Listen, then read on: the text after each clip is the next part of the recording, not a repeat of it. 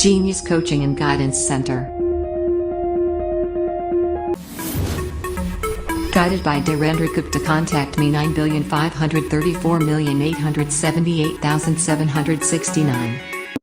Hello student, आज मैं आप सबको टारगेट मॉडल पेपर के क्लास 10th के ऑब्जेक्टिव क्वेश्चन को सॉल्व कर दिखा रहा हूँ और ये रियल नंबर चैप्टर के 61 नंबर क्वेश्चन से हैं। इसके पहले के क्वेश्चन का आंसर मैंने आपको इसके पहले वाले वीडियो में मैंने बता दिया है और ये 61 नंबर से आज मैं नेक्स्ट वीडियो में आपको बताने जा रहा हूँ और ये नंबर के लास्ट क्वेश्चन तक मैं बताऊँगा। ओके,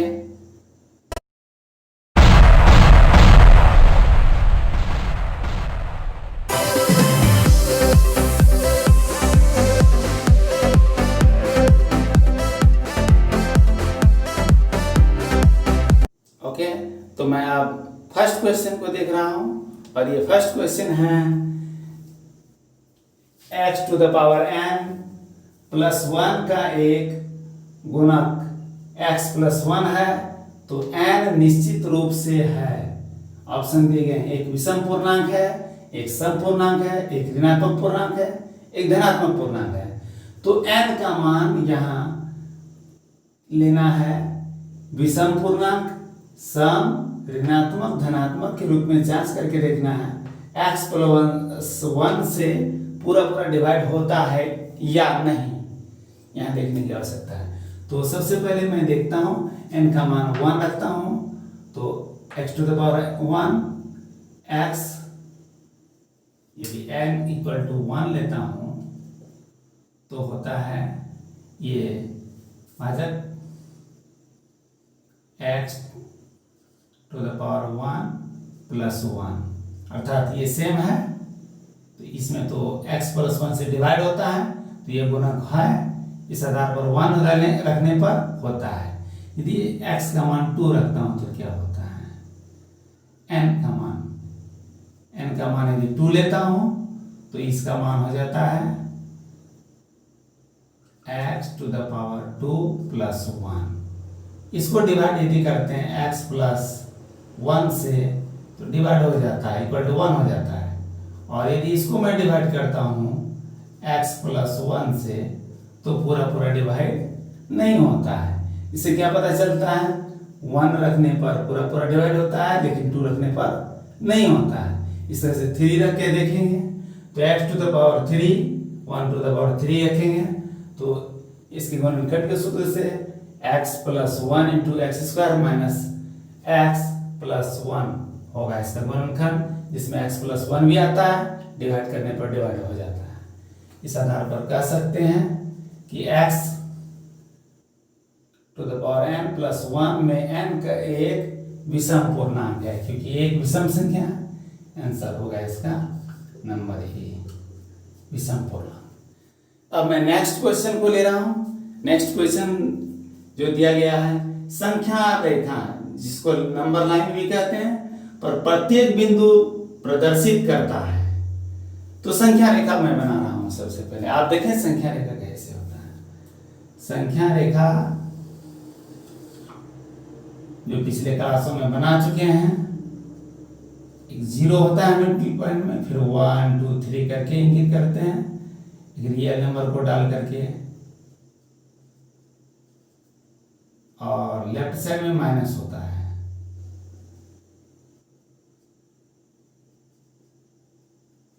अब यहां देखते हैं, ये तो संख्या रेखा का सामान्य रूप है। यदि इस पर हमको लिखना रहता है 1.5 को यदि दर्शाना हो तो 1 और 2 के बीच में आ जाएगा 1.5, और यदि माइनस हम लेते हैं 1.5 तो इधर आ जाता है माइनस 1.5। इस आधार पर हम ये परिमेय संख्या को भी दिखा सकते हैं इसमें, और ये प्लस और माइनस जो है, ये प्लस माइनस वास्तविक संख्या है। तो वास्तविक संख्या है, ये धनात्मक संख्या है, ये ऋणात्मक संख्या है। और दूसरी बात यह और एक है कि संख्या रेखा पर हम अपरिमेय संख्या को भी दर्शा चुके हैं, जो क्लास आप 9th में पढ़ चुके हैं। पहले √5 को संख्या रेखा पर दर्शा चुके हैं, √3 को दर्शा चुके हैं। तो इससे क्या पता चलता है संख्या रेखा पर परिमेय संख्या और परिमेय संख्या दोनों दर्शाए जाते हैं। प्रकृत संख्या तो है ही संख्या रेखा पर, 1 2 3 4 5 प्रकृत संख्या ही है, और 0 कहें तो पूर्ण संख्या है। इस प्रकार हम कह सकते हैं सभी संख्याओं को संख्या रेखा पर दर्शा सकते हैं जो वास्तव में रियल है, वास्तविक संख्या है। अर्थात ऑप्शन नंबर इसका होगा ए, आंसर होगा ए, क्योंकि वास्तविक संख्या जो वास्तव में किसी संख्या को इंगित करता है उसको संख्या रेखा पर दर्शा सकते हैं। नेक्स्ट क्वेश्चन को लेता हूं, निम्नलिखित में कौन सा भिन्न का दशमलव प्रसार शांत है? कौन सा भिन्न का दशमलव प्रसार शांत है? तो सबसे पहले शांत अशांत का पता लगाने के लिए जो भिन्न सरलतम रूप में होता है उसको सरल करते हैं, कटाते हैं, जो नहीं कटने वाला रहता है उसे नहीं कटाते हैं। तो 11/700 ये नहीं कटने वाला है। 91/21 की बात करें तो 13 से विभाजित होता है, 13 91, इसको कटा सकते हैं। नंबर बी हल होगा, तो 91/21 100 को कटाएंगे 7 से, 13 बार में होगा, और 7 3 21 300, इस प्रकार आता है 13/300। और 300 का खंड करेंगे तो उसमें 3 तो आएगा ही, 3 गुने 2 पर घातांक 2 गुना 5 पर घातांक 2/13। तो यहाँ पर 3 भी एक एक्स्ट्रा संख्या है, और शांत होने के लिए गुणनखंड केवल 2 और 5 के रूप में होना चाहिए, 3 नहीं आना चाहिए। नंबर बी नहीं होगा। आंसर नंबर सी का जांच करते हैं, तो सी में देखते हैं 343 दिया है, जो 7 गुना 7 गुना 7 करने से होता है, तो 7 to the power 3 लिख लेंगे उसके लिए, और 2 to the power 3 into 5 to the power 3 7 to the power 3, ये दोनों तो क्रॉस हो गया ऊपर नीचे, बचा क्या 1/2 to the power 3 into 5 to the power 3। ये पूरी तरह से पता चलता है 2 और 5 है, केवल ये दर्शाता है कि यह एक शांत दशमलव है। हर के गुणनखंड को देखकर हम निर्धारित करते हैं, आंसर यही सही है, नंबर सी।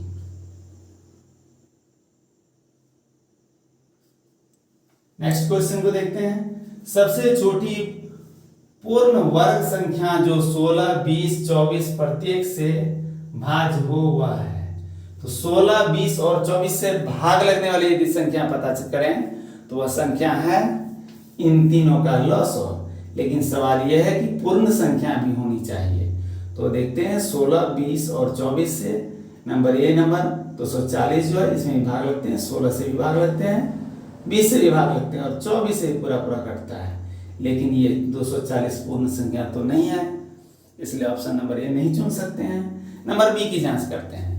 नंबर बी में देखते हैं 1600 है, 1600 जिसका जो एक वर्ग संख्या है इसका गुणनखंड करें तो 400 आता है। लेकिन 1600 में भाग करके देखते हैं 20 से और 24 से, 24 से भाग करेंगे तो 24 से पूर्णतः 1600 नहीं कटेगा, क्योंकि 24 3 से विभाजित होता है और ये 1600 तो 3 से विभाजित नहीं होता है, इसलिए ये भी नहीं कटने वाला है। अब आगे आती है सी नंबर। सी नंबर है 2400। 2400 पूर्ण वर्ग संख्या है ही नहीं। एक पूर्ण वर्ग संख्या ये है और दूसरा 3600 3600, जिसको गुना करेंगे 60 गुना 60 करके निकाल सकते हैं। 60 गुना 60 करेंगे तो होगा। तो ये पूर्ण वर्ग संख्या 2 है, ये दोनों में से एक चुनना है, ये दोनों तो है ही नहीं, तो ऑप्शन नंबर बी तो है नहीं। नंबर डी की जांच करते हैं 3600। 3600 जो है इसका 60 गुना 60 होता है और ये पूर्ण वर्ग संख्या है और इसमें 16 से भी भाग लगते हैं। यदि हम पता करके देखेंगे 16 से भाग करेंगे तो 3600 में भाग लगते हैं, 20 में भाग लगते हैं, ये दोनों को खंडित करके भी देख सकते हैं। 24 से भी भाग लगते हैं क्योंकि इसमें 3 से भाग लगते हैं और इसमें भी 3 से। 12 से भी 12 दूनी 24, 12 3 36, फिर आगे कटा सकते हैं। आंसर नंबर डी हुआ इसका सही सॉल्यूशन, क्योंकि ये पूर्ण संख्या एक यही है। आंसर बी इसका सही जवाब है। नेक्स्ट क्वेश्चन को लेते हैं। दो संख्याओं का लघुत्तम समापवर्त, यहाँ चूंकि ये क्वेश्चन टारगेट मॉडल पेपर में दिया गया जो है समापवर्तक लिख दिया गया जो मिसप्रिंट है। इसका सही वर्ड है समापवर्त होना चाहिए, समापवर्तक नहीं। तो दो संख्याओं का लघुत्तम समापवर्त इनके महत्तम समापवर्तक का 14 गुना है। लघुत्तम समापवर्त तथा महत्तम समापवर्तक का जोड़ 600 है। यदि एक संख्या 280 है तो दूसरी संख्या क्या है ये बताना है। तो दो संख्याओं का गुणनफल दिया गया है, इनके लघुत्तम समापवर्त और इनके महत्तम समापवर्त का 14 गुना है।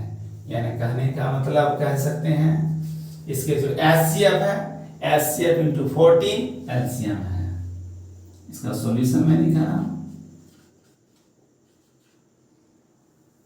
उनमें से एक संख्या दी गई है, एक संख्या जो है 280। यदि हम दूसरी संख्या को b मान लेते हैं, दूसरी संख्या मान लेते हैं b, एक संख्या तो a होता है, 280 है। एचसीएफ और एलसीएम को गुणा करने पर आंसर आना चाहिए, दोनों संख्या गुणनफल होता है। चूंकि a गुने b बराबर होता है HCF into LCM. HCF LCM में संबंध क्या है? एचसीएफ का 14 गुना है एलसीएम है, ये संबंध है यहाँ। एचसीएफ ये सवाल के लिए सिर्फ है एल इंटू 14 बराबर एलसीएम। तो यहां पर लिख सकते हैं, मान को रखेंगे हम, एक इसका मान रखेंगे 280 रखेंगे और b के स्थान पर b ही रहेगा, b का मान नहीं निकालना है। एचसीएफ के स्थान पर एचसीएफ को छोड़ देते हैं और एलसीएम के स्थान पर भी यहाँ संख्या लेंगे यदि, तो 14 इंटू एचसीएफ होगा, 14 इंटू एचसीएफ। तो एचसीएफ एचसीएफ डबल हो गया, 14 से इंटू हो रहा है, इधर डिवाइड कर देंगे, इधर भी बचेगा 280 बटे 14 इंटू बी हो जाएगा equal to HCF into HCF. तो एचसीएफ स्क्वायर भी कर सकते हैं। 14 से भाग करेंगे, इसमें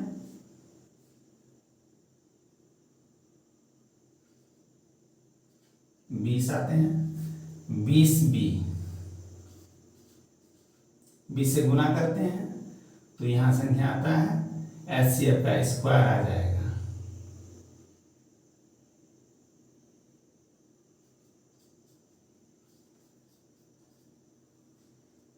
एक समीकरण के आधार पर इस पर भी हम मान रख करके जांच कर सकते हैं इसके सही उत्तर का। यदि हम देखते हैं दूसरी संख्या को b मानते हैं, 40 लेते हैं, 40 गुना 80 स्क्वायर करेंगे तो पूर्ण वर्ग संख्या तो होता नहीं है। 80 रखते हैं, 8 गुना 16 पूर्ण वर्ग संख्या तो हो जाता है। इसको 120 रखते हैं, 12 गुना 24 पूर्ण वर्ग संख्या नहीं होता है। 20 रखने पर 400 आता है जो पूर्ण वर्ग संख्या होता है। लेकिन यहाँ दूसरी बात ये भी है, एचसीएफ और एलसीएम में संबंध क्या है? तो एचसीएफ यदि एक संख्या 280 है तो दूसरी संख्या दी गई है जो है 80, 280 और दूसरी संख्या दोनों को विभाजित करें और साथ में वो 14 से 14 गुना करने पर एलसीएम होता है।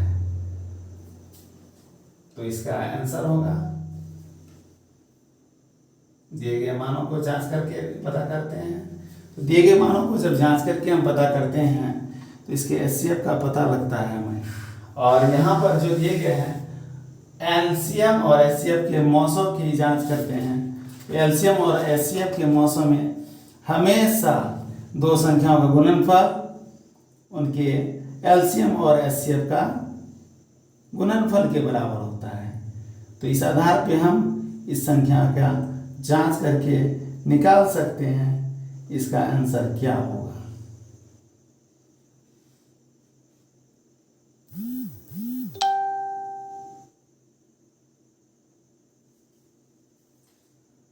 चालीस रखते हैं तो नहीं होता है, और 4 दूनी 8 हुआ था, 80 रखने पर मान आ जाता है। तो आंसर इसका यदि 80 हम रखते हैं यहाँ b का मान, तो 80 गुने 20 करेंगे 1600 होगा, जो पूर्ण वर्ग संख्या होता है HCF का स्क्वायर है। और 16 से तो इस आधार पे हम कर सकते हैं b इक्वल टू, यदि हम 80 रखते हैं तो ये संतुष्ट करता है संख्या को, समीकरण संतुष्ट होता है। इस आधार पे आंसर हम कर सकते हैं, इसका होगा नंबर बी। और इसको जांच करने की और भी कई विधियां हैं, चूंकि ऑब्जेक्टिव सवाल है इसलिए ऑब्जेक्टिव प्रश्न को ऑब्जेक्टिव के तरीके से हल करना पड़ता है, कम से कम समय में सॉल्यूशन करने की आवश्यकता होती है। नेक्स्ट क्वेश्चन को लेते हैं आप। नेक्स्ट क्वेश्चन जो दिए गए हैं, एक दशमलव मान है जो आसान आवर्ती है, तो इसको पी बाय क्यू के रूप में यानी परिमेय संख्या के रूप में लिखना है। तो इसका सॉल्यूशन करते हैं। 2 3 4 3 पर एक रिंग है। अब इसके रिंग को हटा के दिखाते हैं। 2 3, जितने संख्या पर एक रिंग होता है उतने 9 आते हैं नीचे, और 4 3, और जिस संख्या पर एक रिंग नहीं होते हैं उस संख्या को घटाना पड़ता है, इसमें माइनस करेंगे 23। तो 3 3 माइनस हो गया 0, 4 में 2 माइनस किए 2 हो गया, और 3 2 बाय 9 इस तरह से आंसर इसका आता है। ये option number A, answer number हुआ ए। सॉल्यूशन करने के बाद इसका पता चलता है, और सॉल्यूशन देख लें। इस तरह के कोई भी सवाल यदि पूछे जाएंगे तो आप ऐसे हल कर सकते हैं। जिस संख्या पर एक रिंग है उसको हटा करके 9 लिखेंगे, जितने संख्या पर एक रिंग है उतने 9 लिखेंगे, और उसके आगे की जो संख्या पर एक रिंग नहीं होंगे वो सारे संख्याओं को डायरेक्ट घटा देते हैं अंश में। पूरी संख्या को लिखेंगे दशमलव हटाकर, और उसमें घटा देंगे, जो मान आएगा ये यदि सरलतम रूप होता है घटता है तो घटाएंगे, नहीं घटता है तो छोड़ देंगे, यही संख्या होती है। नेक्स्ट क्वेश्चन को देखना है। नेक्स्ट क्वेश्चन जो देख रहे हैं ये क्वेश्चन नंबर 161 ही क्वेश्चन जो 67 के में पूछा गया है। x to the power n plus 1 का एक गुणांक x प्लस 1 है, तो सिर्फ तभी जब n एक धनात्मक पूर्णांक है, n एक विषम पूर्णांक है, n एक ऋणात्मक पूर्णांक है, n एक सम पूर्णांक है। सेम क्वेश्चन वही क्वेश्चन है, सिर्फ n निश्चित रूप से दिया गया था, उस कथन को n को नीचे करके पूछा गया सवाल, क्वेश्चन सेम है। तो इस आधार पर इसको भी जांच इसी तरह से करेंगे। n इक्वल टू 1 रखेंगे तो x पावर हो जाएगा 1 प्लस 1, यदि उसको डिवाइड करते हैं x प्लस 1 से तो पूरा भाग लगता है, लेकिन यदि x पावर 2 रखते हैं प्लस 1 तो x प्लस 1 से पूरी तरह से डिवाइड नहीं होता है। तो इस तरह से गुणांक होने के लिए पूरा विभाजित होना चाहिए, यानी शेषफल 0 आना चाहिए। यहाँ तो शेषफल कुछ और संख्या प्राप्त होगी, इसलिए आंसर नंबर होगा इसमें विषम पूर्णांक होगा, जो कि n एक विषम पूर्णांक यहाँ b नंबर में दिया गया है। ऑप्शन नंबर विकल्प बदल दिए जाते हैं, लेकिन सवाल के कथन को जहाँ भी ऑप्शन चेंज कर दिए जाएंगे फिर भी आपको ढूंढना पड़ेगा सही ऑप्शन को। तो यहाँ पर n एक विषम पूर्णांक है जो ऑप्शन नंबर बी में है। यहाँ पर पहले सवाल में 61 में आप देख रहे हैं ऑप्शन नंबर ए में था, ऑप्शन सिर्फ चेंज किए गए। नेक्स्ट सवाल को लेते हैं 68 number. 6x to the power 4y और तथा दिया है 12xy का महत्तम समापवर्तक अर्थात HCF है। दोनों का HCF निकालना तो गुणनखंड करेंगे दोनों का, और दोनों में जो संख्याएं मिलती है वो HCF में आते हैं।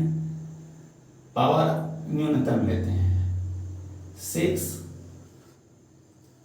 टू द पावर 4y का गुणनखंड करेंगे 2 into 3 और x to the power 4y हो गया। नेक्स्ट संख्या जो दिएगा 12xy है, पावर 1 1 इसमें xy पर है, 12 का खंड करेंगे तो 2 स्क्वायर इंटू 3 हो गया और इंटू एक्स इंटू वाई। तो यहाँ देखते हैं संख्याएं क्या क्या मिलती है। तो न्यूनतम पावर कम पावर वाला लेंगे x, यहाँ तो 2 स्क्वायर है तो 2 न्यूनतम वाला लेंगे। HCF निकाल रहे हैं दोनों का, तो HCF निकालने के लिए करते हैं 2 आ गया और दोनों में 3 भी मैच कर रहा है, 3 आ गया। x टू द पावर 4 है, x पावर 1 है तो 1 वाला लेंगे। y पर पावर 1 1 है, दोनों में सेम है तो y लेंगे। 3 इंटू 2 6xy, 6xy इसका सही आंसर है 6xy अर्थात डी नंबर में है। आंसर नंबर डी इसका सही जवाब हुआ। आंसर नंबर डी को देखेंगे। अब नेक्स्ट क्वेश्चन 69 को लेते हैं। दो कविगत संख्या दी गई है और इसका हल करके सॉल्यूशन देने के लिए कहा गया है। √10 इंटू √15। ऐसी संख्या जब दिया जाए तो इसको क्या करते हैं, दोनों संख्याओं को रूट के अंदर ही गुना कर सकते हैं क्योंकि कर्णिक घातांक सेम है। यदि कर्णिक घात 2 और 3 रहते तो नहीं ऐसा कर सकते हैं। तो 10 इंटू 15 एक साथ कर देंगे। 10 का खंड भी लिखेंगे, 15 का भी लिखेंगे। तो 2 इंटू 5 हो गया 10 का और 15 का 3 इंटू 5। तो इस आधार पर क्या देखते हैं कि डबल 5 है तो 5 को बाहर कर देंगे और 2 इंटू 3 अंदर रहेगा तो 2 इंटू 3 को मल्टीप्लाई करके लिखेंगे। 3 इंटू 2 6, 5√6 अर्थात 5√6 ए नंबर है। आंसर नंबर हुआ ए। इसका सही सॉल्यूशन है आंसर नंबर ए। 69 का answer number A. Next question 70 देते हैं। 3 + √3 3 - √3 एक परिमेय संख्या है। हाँ नहीं, कहा नहीं जा सकता है। ए और बी दोनों ये इस तरह से ऑप्शन बनाए गए हैं। एक विचित्र टाइप का ऑप्शन है। ऐसे ऑप्शन तो यहाँ सॉल्यूशन करके देखेंगे, उसके बाद ही डिसाइड कर पाएंगे परिमेय है या नहीं है। सॉल्यूशन करने के लिए a + b × a - b का सूत्र लगाएंगे। तो इसका होता है a² - b²। तो 3 + √3 इंटू 3 - √3 इक्वल टू होगा 3² - √3² इक्वल टू हो गया 9। 3² का रूट पे स्क्वायर के रूट हट गया तो होगा 3। 9 - 3 इक्वल टू 6 और 6 को लिख सकते हैं 6/1 अर्थात ये परिमेय संख्या है। हाँ होगा आंसर। आंसर नंबर होगा ए। हाँ अर्थात परिमेय संख्या है। नंबर 71 एक दशमलव मान है जिसको भिन्न के रूप में बदलना है और सरलतम रूप में करके इसका आंसर को लिखना है। तो अब पहले इस संख्या के हम सॉल्यूशन को करके दिखाते हैं। 1.34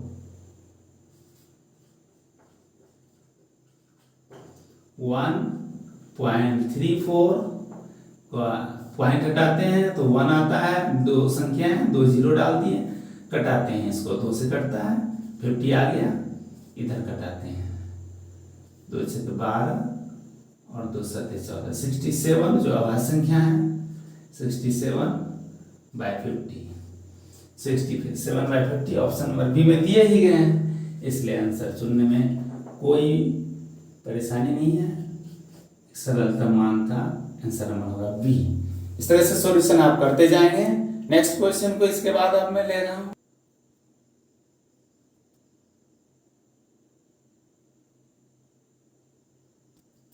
आप इन सारे क्वेश्चन के सॉल्यूशन को देख लें अच्छी तरह से और इसका पुनः स्वयं अभ्यास करें। इसके सॉल्यूशन को देखें, क्वेश्चन के साथ सॉल्यूशन को मैं दिखा रहा हूं। 61 नंबर से 71 नंबर तक के क्वेश्चन का सॉल्यूशन है जिससे आप अच्छी तरह से समझ सकते हैं। इस सॉल्यूशन का आप निरंतर अभ्यास करें और इसमें दिए गए प्रश्नों के आधार पर आपको यदि दूसरे प्रश्न पूछे जाते हैं तो उसका भी सॉल्यूशन करने की क्षमता पर अपने अंदर उत्पन्न करें। ओके, नेक्स्ट क्वेश्चन को अब मैं लूंगा। ओके, अब मैं नेक्स्ट 61 नंबर के 72 नंबर के क्वेश्चन को दे रहा हूं, क्या सभी वास्तविक संख्याएं एक परिमेय संख्या है? वास्तविक संख्याएं एक परिमेय संख्या है। Question number 72। तो 72 में दिया गया है क्या सभी वास्तविक संख्या। तो सबसे पहले जान लें वास्तविक संख्याएं होती क्या है। वास्तविक संख्याएं की परिभाषा हम लिख रहे हैं नीचे सॉल्यूशन में।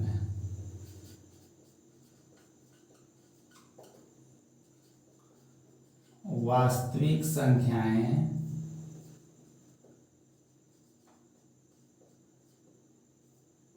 सभी परिमेय तथा अपरिमेय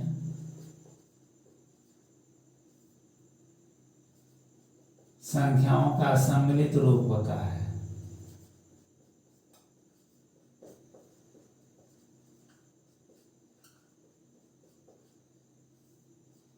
रूप होता है। तो यहाँ क्या पता चलता है, वास्तविक संख्या जो परिमेय अपरिमेय संख्याओं का सम्मिलित रूप है। परिमेय भी है और अपरिमेय। यहाँ कह रहा है केवल परिमेय संख्या है, अपरिमेय भी हो सकती है, इसलिए आंसर होगा नहीं। आंसर नंबर होगा इसका ए। यदि तो अपरिमेय परिमेय दोनों दिया जाता तो हाँ लिखते हैं, लेकिन केवल अपरिमेय दिया गया इसलिए नहीं होगा।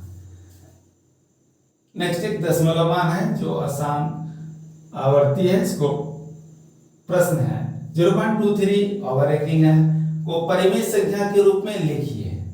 तो मैं इसका सॉल्यूशन लिख रहा हूं 0.23 ओवररेटिंग दिया गया है। रेटिंग जितने संख्याओं पर आता है, इसके पहले भी मैं बता चुका हूं। इसके पहले 66 नंबर के क्वेश्चन में रेटिंग डबल संख्या पर था, 99 लिखे थे, वैसे यहाँ भी लिखेंगे 23/99। अब आगे की संख्याओं को माइनस करते हैं। आगे तो चूंकि 0 है और 0 माइनस करने से कोई संख्या में परिवर्तन होता नहीं, इसलिए संख्या का मान यही रहेगा 23/99, अर्थात आंसर नंबर होगा बी। आगे संख्या नहीं होने के कारण दो संख्याओं का गुणनफल इक्वल टू क्या होता है। तो इसके नियम है,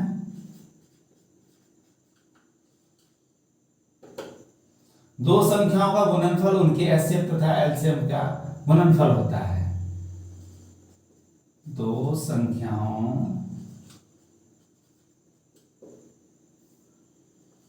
का गुणनफल बराबर होता है HCF इंटू LCM। इसको मैंने पहले बताया था, A into B equal to HCF AB into LCM AB। इस तरह से मैंने इसके पहले कई क्वेश्चन में बता चुका हूँ।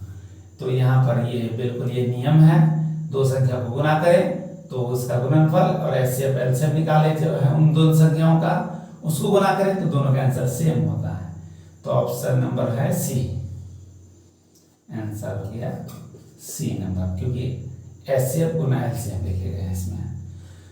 परिमेय संख्या दिए गए हैं, इसका दशमलव प्रसाद दशमलव के कितने स्थानों के बाद रुक जाएगा। तो चूंकि इसको दशमलव रूप में बदलना पड़ेगा, तो इसके लिए करते हैं सॉल्यूशन। 43/2⁴ इंटू 5⁴। इसको आप पहले बनाने के लिए अच्छी तरह से जानते होंगे कि 2⁴ है तो 5 पर भी पावर 4 के रूप में लिखना है। इसके लिए क्या करते हैं, दोनों संख्याओं को गुना करते हैं 15 से। 2⁴ इंटू 5⁴ इंटू 5 इंटू 5।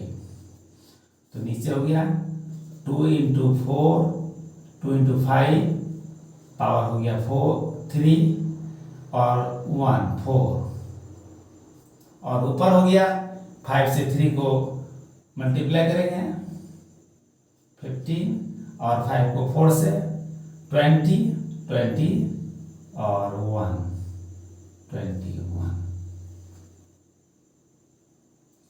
और 4 पावर है इसलिए 4 अंक के बाद दशमलव होंगे इसमें। 10⁴ 5 इंटू 2, चूंकि स्पेस कम है इसलिए मैं लिख रहा हूँ डायरेक्ट दशमलव। 0.4 पावर है इसलिए 4 अंक आएगा दशमलव के बाद।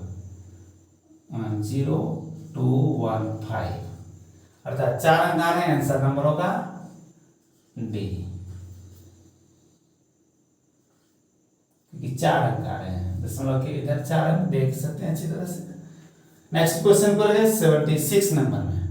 76 में दिए गए हैं संख्याओं 50 और 25 के HCF और LCM का गुणनफल है।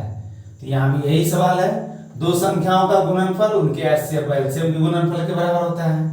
इसलिए HCF into LCM equal to होगा दो संख्या यानी A इंटू B, और A और B है 50 इंटू 25, तो दोनों को मल्टीप्लाई कर देंगे 1250। आंसर नंबर आया बी। नेक्स्ट क्वेश्चन को लेते हैं। 278 को किस संख्या से विभाजित करें कि भागफल 12 और शेषफल 2 प्राप्त हो।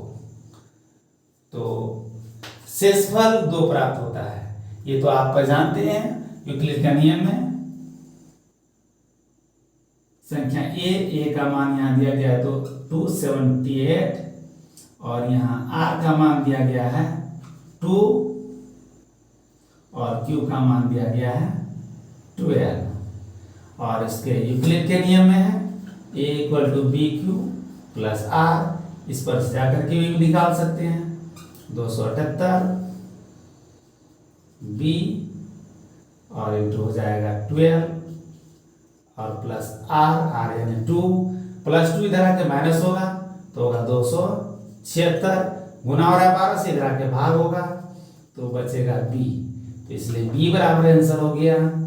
12 से घटा देंगे, 12 कम 12, 12 दूना 24, बचे 3, 12 तिया 36, 23। Answer number D. ये बी संख्या दूसरी संख्या निकालने के लिए है।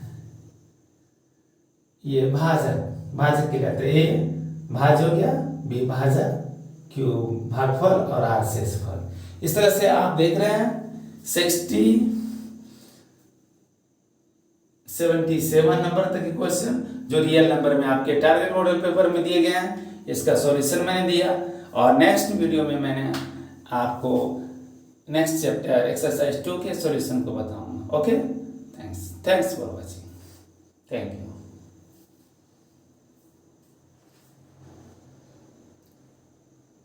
आप इनके सॉल्यूशन को देख सकते हैं और अपने सॉल्यूशन से मैच करके जांच कर लें, और जहां पर जो पॉइंट मैंने दिया है जिससे जानकारी नहीं हो उसको याद कर लें, ताकि आगे चल करके अंक यदि बदल दिया जाए तो आप ऐसे सवाल को पुनः सॉल्व कर सकते हैं।